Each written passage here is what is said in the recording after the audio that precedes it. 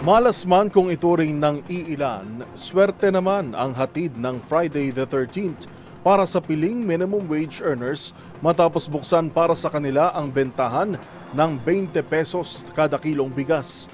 Pero ang Department of Agriculture at Department of Labor and Employment o DOLE may paglilinaw tungkol sa pinalawak na programa.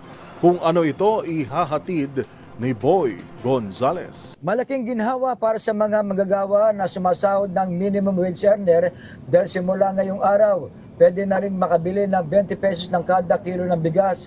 Sa panayam kay Agriculture Secretary Francisco Chur Laurel sa Manila Harbor Center, sinabi nito na layunin na mas pinalawak na programa na maibsan ang gastusin na mas nangangailangan at kapos ang budget tulad ng vulnerable sector. Nilinaw naman ng DA at DOLE na kumpanya ang direktang kukuha ng bigas para ibenta sa kanilang empleyado. Hindi katulad ng senior citizen, buntis, PWD at miyembro ng Porpis na sa kadiwa na bibili ng 20 pesos ng kada kilo ng bigas.